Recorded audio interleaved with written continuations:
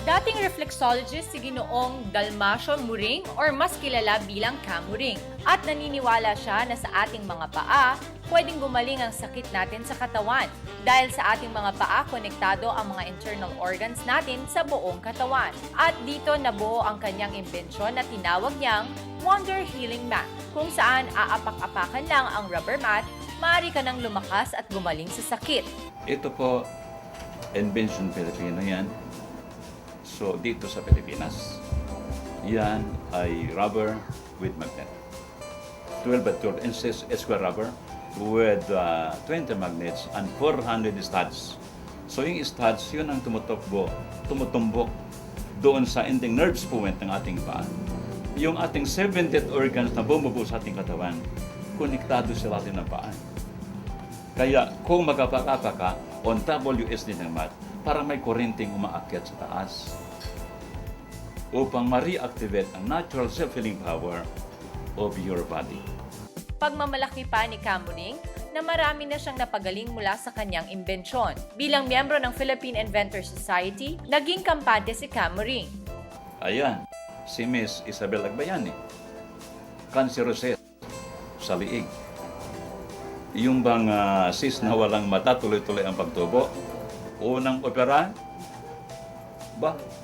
after 6 months, marami naman tumutubo. So, operasyon ulit. Pagkalipas ng ilang buwan, mayroon na naman. Sabi ko, subukan mo ang paggamit ng WSD mat pagka makatulong sa iyo. Sinubukan niya. Sinunod ang instruction. Nagtaka kami. Nawala yung bukol-bukol at hindi na tumubo hanggang ngayon.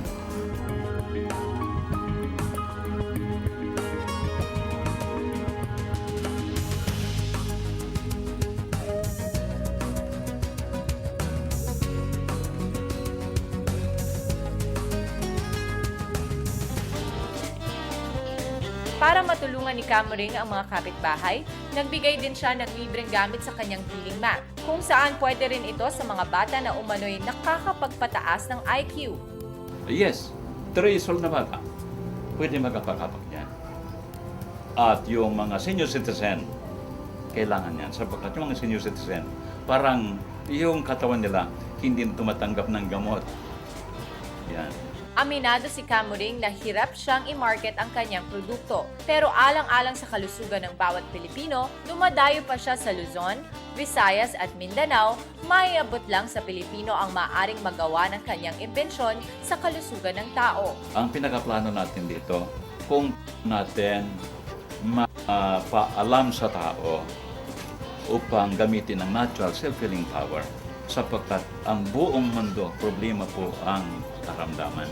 Yun ang ating plano kung paano makarating sa lahat ng nilikha ng Diyos kung maaari. Malaman nila na ang Diyos naglalagay ng natural self-healing power to our body.